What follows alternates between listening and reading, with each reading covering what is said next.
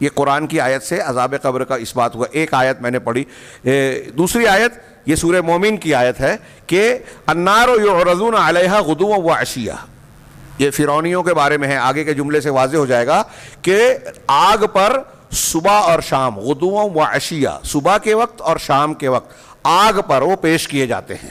ہاں، وَيَوْمَ تَقُومُ السَّاعَةُ، اور جب قیامت قائم ہوگی. بہت غور سے سنیے، قرآن کا فرمان ہے کہ جب قیامت قائم ہوگی، مطلب یہ صبح اور شام جو ان کو آگ پر پیش کیا جا رہا ہے، یہ قیامت سے پہلے کی بات ہے نا.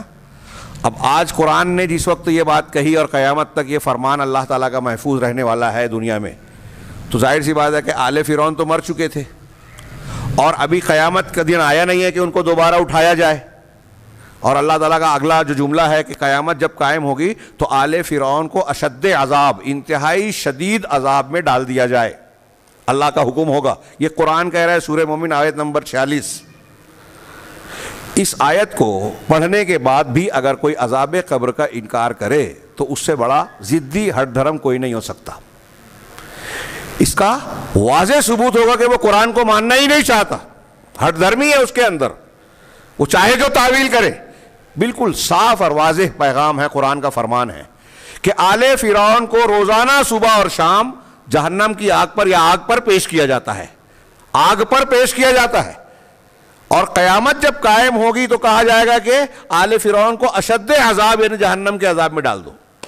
انتہائی سخت ہوگا وہ جہنم کا عذاب، اس میں ڈالا جائے گا آج آل فرعون. اب یہاں ایک اور بھی بات آتی ہے جو عقلی، یہی میں جواب دے دوں اور پھر 2-4 روایتیں پیش کر کے آج کی بات سمیٹ دیں گے انشاءاللہ. کہ کچھ لوگ یہ سوال اٹھاتے ہیں کہ ہم تو مردے کو دیکھتے ہیں حرکت بھی نہیں کرتا، قبر کو کھولا جائے تو دیکھتے ہیں کہ وہ مردہ ویسا ہی ہے، بلکہ بہت اکثر و بیشتر تو سڑ گل کے مل جاتے ہیں مٹی میں. پھر یہ سمجھ میں نہیں آتا عقل میں کہ کیسے ان کو عذاب ہوتا ہے. پھر وہاں سوال اٹھائیں گے کہ بھائی جسم سے روح نکل گئی، روح کہیں اور ہے، علیین سے جیین یا جو بھی کہیے، اور جسم زمین کے اندر ہے یا پرندوں نے نوچ لیا یا پانی میں جو ہے وہ چلا کے سڑ گل گیا، مچھلیوں نے کچھ کھا لیا، کچھ چھوڑ دیا. تو اب جسم یہاں ہے اور روح کہیں اور، تو پھر عذاب کیسے ہوتا ہے؟ تو اس کو اہل علم نے بڑے پیارے پیارے انداز میں جواب دیا، اور جدید دور میں تو بہت اچھے ڈھنگ سے. آپ کا یہ موبائل ہے، ہاں آپ کا موبائل آپ کی جیب میں ہے.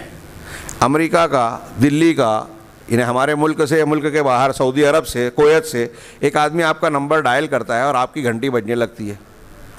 وہ نمبر ڈائل کرنے والا آدمی کہاں ہے اور آپ کے موبائل میں جو ہے گھنٹی بج رہی ہے. یہ آپ کی سمجھ میں آتا ہے؟ ہو رہا ہے نا. ایک انسان کر رہا ہے. انسان کی طاقت قدرت اللہ کے مقابلے میں کیا ہے؟ کچھ نہیں. آج کا انسان یہ کر رہا ہے. اس سے پہلے جائیں تو ہم بہت دنوں سے دیکھ رہے ہیں کہ ہم ایک ریڈیو ٹرانسسٹر یہاں چالو کرتے تھے، بٹن کھولتے تھے اور BBC لندن کے اسٹیشن میں بیٹھ کر ایک آدمی بول رہا ہے، اس کی آواز آ رہی ہے. یہاں یہ ہوا کی لہروں کے ذریعے سے اس کی آواز آ رہی ہے، اور TV چینل سے اس کی تصویر بھی آ رہی ہے. موبائل پر جو ہے ویڈیو کالنگ کر کے آپ دیکھتے بھی ہیں، بات بھی کرتے ہیں. یہ انسان کے لیے تو معلوم یہ ہوا کہ آپ کا جو یہ موبائل ہے، صرف نمبر ڈائل کرنے سے وہ جو سیٹلائٹ کا سسٹم ہے اس کے ذریعے سے آپ امریکہ کے، سعودی عرب کے، کویت کے فون سے کنیکٹڈ ہو جاتے ہیں. تو انسان ایک دور کے آدمی کو ہوائی لہر سے کنیکشن دے سکتا ہے ایک نمبر ڈائل کرنے سے. یہ آپ کی سمجھ میں آ رہا ہے؟ منکرین حدیث جیسا بیوقوف کوئی نہیں ہے کہ اللہ کی یہ قدرت آپ کو بعید نظر آتی ہے کہ وہ روح کہیں اور جسم کہیں اور دونوں کو ایک قسم کا عذاب دے سکتا ہو. کنیکشن نہیں قائم کر سکتا رب العالمین. سمپل بات، ہمیں تو نظر نہیں آتا. اب اس کو علامہ شاہ ولی اللہ نے اپنے زمانے میں 3 جواب دیے، اس میں سے ایک میں صرف یہاں نقل کرتا ہوں حجت اللہ البالغہ میں، کہ عقلی طور سے آپ غور کیجئے. روزانہ آپ مشاہدہ کرتے ہیں کہ ایک آدمی سوتا ہے، نیند کی حالت میں، ایک آدمی نیند کی حالت میں ہے، سو رہا ہے. اب نیند کی حالت میں وہ کوئی بہت ڈراؤنا خوفناک قسم کا خواب دیکھتا ہے. اس خواب کی حالت میں مثال کے طور پہ کسی نے دیکھا کہ سانپ اس کو دوڑا رہا ہے، شیر اس پر حملہ کر رہا ہے. ہاں ایسا کوئی خواب دیکھ رہا ہے، اب وہ اس خواب میں شیر کے حملے سے بچتے ہوئے چیخ رہا ہے، چلا رہا ہے، لوگوں کو مدد کے لیے پکار رہا ہے، ڈر خوف سے دو چار ہے، لیکن آپ وہاں بازو میں بیٹھے ہوئے ہیں، جو سونے والا آدمی ہے بھیانک خواب دیکھ رہا ہے، وہ جانور کا دیکھے یا کسی اور چیز کا کہ وہ جل رہا ہے یا کوئی ایسی تکلیف میں مبتلا ہے، چیخ چلا رہا ہے، بھاگ رہا ہے، لیکن آپ وہاں بیٹھے اس کو دیکھ رہے ہیں، آپ کو کچھ بھی احساس نہیں ہو رہا ہے کہ یہ خواب میں ڈر رہا ہے، خوف زدہ ہے، بھاگ رہا ہے۔ اچانک وہ چونک کے اٹھتا ہے، اور اٹھتا ہے تو اس کے بدن پر خوف دہشت کی وجہ سے پسینہ بھی ہوتا ہے۔ جب چونک کے اٹھا تو سوال کرتا ہے کیا ہوا بھائی، اچانک اس طرح کیوں اٹھے، چیخیں کیوں، چلائے کیوں، خواب دیکھ رہے تھے کیا؟ بولتا ہے ہاں۔ مطلب جب وہ خواب دیکھ رہا تھا، وہ بندہ سونے کی حالت میں جب خواب دیکھ رہا تھا تو آدمی کو اس بات کا وہ اسے ہم بیٹھے بغل میں بیٹھے وہیں قریب میں بیٹھے ہوئے اسے دیکھ رہے ہیں، لیکن ہم کو اس بات کا احساس نہیں ہو رہا ہے کہ یہ آدمی خواب کی حالت میں ڈر خوف دہشت میں مبتلا ہے۔ تو جو نیند کی حالت میں ایسی کیفیت سے دوچار ہے، وہ جاگنے والے انسان کو دیکھ کر نہیں سمجھ میں آتا کہ حالت نیند میں، نوم کی حالت میں اس پر یہ کیفیت گزر رہی ہے، تو موت کی حالت تو نیند کی حالت سے زیادہ بڑی ہے غفلت کی۔ اگر اس حالت میں اللہ تبارک و تعالیٰ کسی کو عذاب یا ثواب دے رہا ہے اور ہمیں احساس نہیں ہو رہا، ہم کو دکھائی نہیں دے رہا، تو اس میں کون سی پریشانی کی، غیر عقل کی بات ہے؟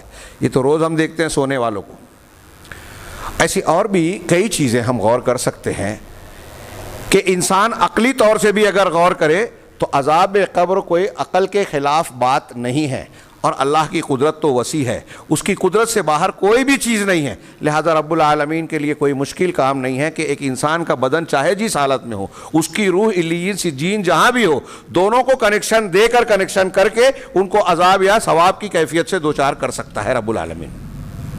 وَمَا ذَلِكَ عَلَى اللَّهِ بِعَزِيزٍ۔ اس قسم کے جتنے بھی اعتراضات کیے جاتے ہیں وہ حقیقت میں انسان کی کم علمی، کم عقلی یا اللہ تبارک و تعالیٰ کے تعلق سے اس کی عدم معرفت کہ اللہ کی قدرت کاملہ کو وہ نہیں جانتا، اللہ کی عظمت سے واقف نہیں ہے، اس کے اسماء و صفات اور اس کے معنی اور مفہوم کو جانتا ہی نہیں ہے، اسی لیے ایسا اعتراض کر رہا ہے کہ اللہ کے لیے مشکل ہے، ایسا سمجھ رہا ہے۔ اللہ تعالیٰ کے لیے کوئی چیز مشکل یا اس کی قدرت سے باہر نہیں ہے۔ یہ کچھ اعتراض کی شکل میں بعض میں نے اشارات کیے ہیں کہ عذاب قبر جہاں قرآن سے اور پھر بہت ساری احادیث سے ثابت ہے، وہیں اللہ تبارک و تعالی عقل اور فطرت کا بھی تقاضا ہے یا عقل بھی اسے تسلیم کرنے پر مجبور ہے۔ یہ دو تین باتیں پیش کر کے میں صرف چند روایتوں کی طرف اشارہ کرنا چاہتا ہوں۔